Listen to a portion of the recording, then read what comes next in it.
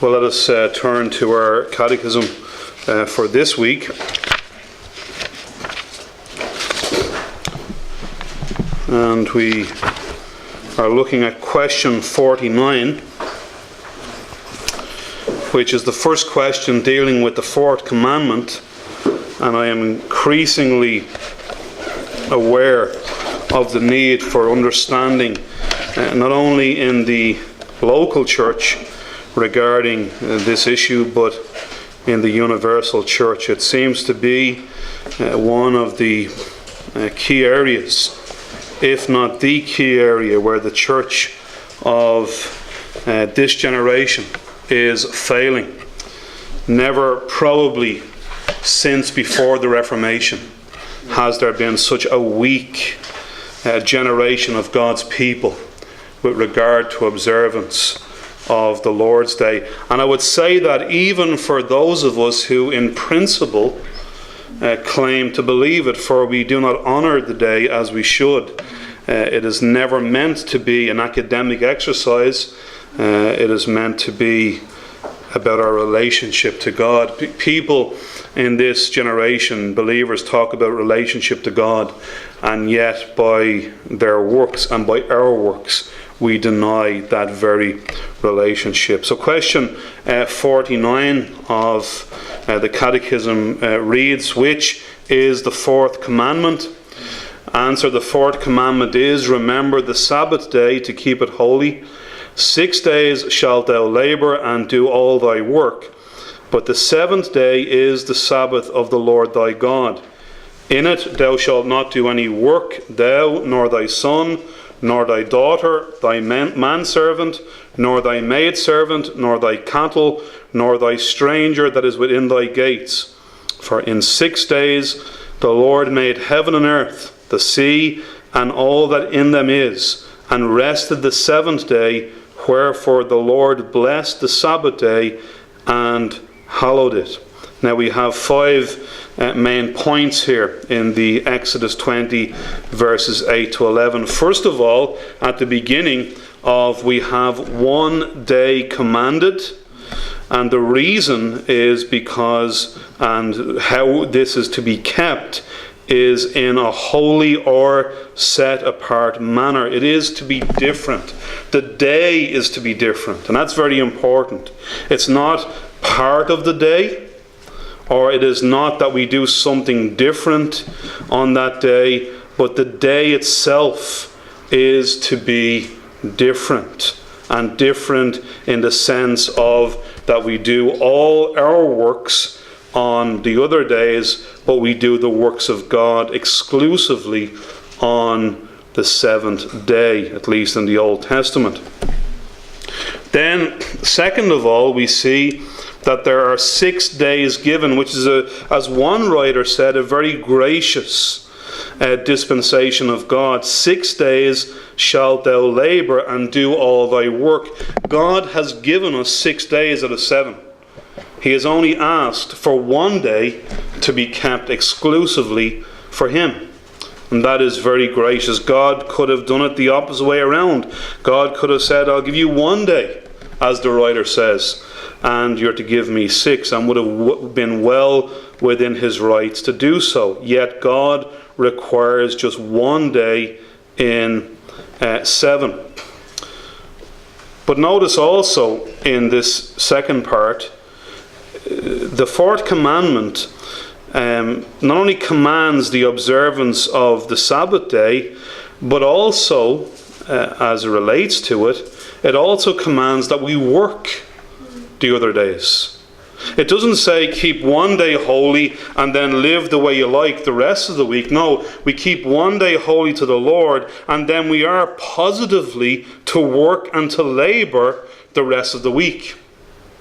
So it's never that we just do nothing. And one of the problems, again, with the modern generation, especially in relation to the church, it has become an inactive church, even in the area of doing an honest week's work. We are to work those 6 days. But then the third thing we notice is that the Sabbath belongs to God, but the seventh day is the Sabbath of the Lord, or the rest of the Lord thy God. And that's what the word Sabbath simply means. It is the day of rest.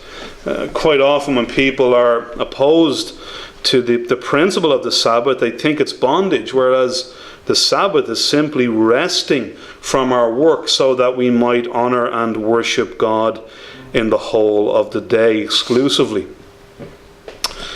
Then, fourthly, we are not to cause others to work.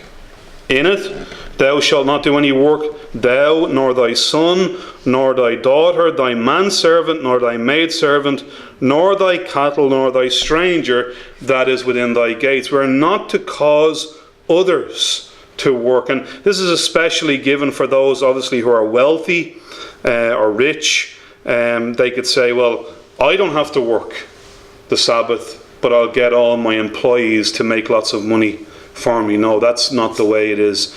All the people are to be given time to rest and to worship God. And then finally, and this is most important, the Sabbath is a creation ordinance. And the reason given for doing this and for keeping the Sabbath is not that this was something new in the time of Moses, but this goes all the way back to creation. For in 6 days the Lord made heaven and earth, the sea and all that in them is, and rested the seventh day. Wherefore the Lord blessed the Sabbath day and hallowed it. Now turn with me just for a moment to Exodus chapter 16. Now in the giving of the Decalogue, that happened in the third month of the Exodus from Egypt. But a month earlier, in the second month, in verse 22 of chapter 16, we read this. And it came to pass that on the 6th day they gathered twice as much bread, 2 omers for one man. This is the manna, obviously. And all the rulers of the congregation came and told Moses. And he said unto them, This is that which the Lord hath said, Tomorrow is the rest of the holy Sabbath unto the Lord. Now the question is, from verse 23, when did God say that this day is the rest of the holy Sabbath unto the Lord? He certainly had not said it yet in Mount Sinai. They hadn't even arrived at Mount Sinai at this point. So when did the Lord say, tomorrow is the rest of the holy Sabbath unto the Lord? Did the Lord whisper in Moses' ear? I say that reverently. Did the Lord say it to some so they could communicate it to others? When did the Lord say, tomorrow is the rest of the holy Sabbath unto the Lord? And the answer can only be from Genesis chapter 2, verses 2 and 3. That is when the Lord said it. So from the moment of creation, God said that the seventh day was the holy Sabbath unto the Lord. And you can look at those verses in your own time. It's Genesis 2, verses 2 and 3. And again, even looking in our mind at that text in Genesis chapter 2, the very fact that it is stated that God rested. I mean, again, reverently we say God does not need rest. So that's given as an example to us. In our present chapter, in Exodus 16, verse 25, Moses said, Eat that today, for today is a Sabbath unto the Lord. Today ye shall not find it in the field. 6 days ye shall gather it, but on the seventh day, which is the Sabbath, in it there shall be none. Now this disproves categorically all those who say that the Sabbath was instituted at Sinai. It wasn't. This is a month earlier than the giving of the Ten Commandments.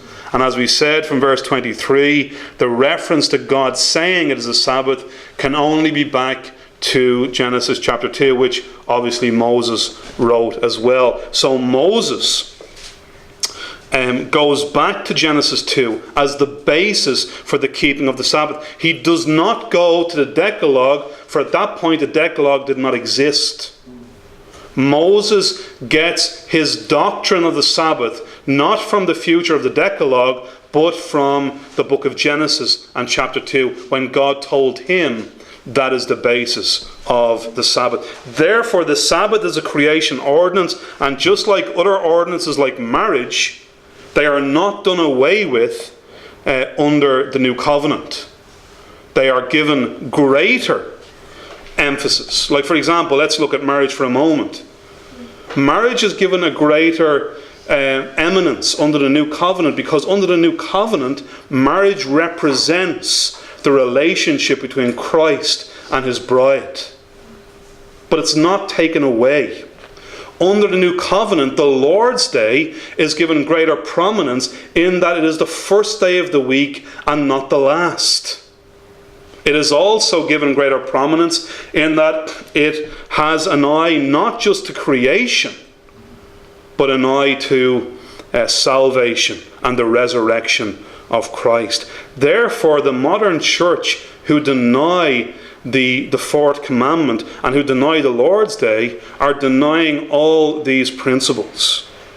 Verse 28 of Exodus 16, and the Lord said unto Moses, how long refuse ye to keep my commandments and my laws? Again, let's emphasize here, this is before Sinai. See, for that the Lord hath given you the Sabbath, the preeminence of the Sabbath, the preeminence of the day of rest, even given and given in this way, or the people reminded, I should say, in this way, even before the giving of the Decalogue. Therefore he giveth you on the 6th day the bread of 2 days. Abide ye every man in his place. Let no man go out of his place on the 7th day. So the people rested on the 7th day. And some people say at the end of verse 29, that means we can't leave our houses. That's not what it's saying. Don't leave your house to work on the 7th day. Of course they went to the place of worship. But the emphasis here in verse 29 is we're not to leave our homes so that we might work. But of course we leave our homes to go to the place of worship. So the people rested on the 7th day. Final point. This rest will not come natural. We do it as a direct act of obedience to the law of God. We have to work at this. We have to work at resting. That's the point, isn't it? We have to labour to rest. We have to force ourselves not to do all the things that we do the rest of the week. So, which is the fourth commandment? The fourth commandment is, remember the Sabbath day to keep it holy. 6 days shalt thou labour and do all thy work. But the 7th day is the Sabbath of the Lord thy God. In it thou shalt not do any work, thou, nor thy son, nor thy daughter, thy manservant, nor thy maidservant, nor thy cattle, nor thy stranger that is within thy gates. For in 6 days the Lord made heaven and earth, the sea and all that in them is, and rested the 7th day. Wherefore the Lord blessed the Sabbath day and hallowed it.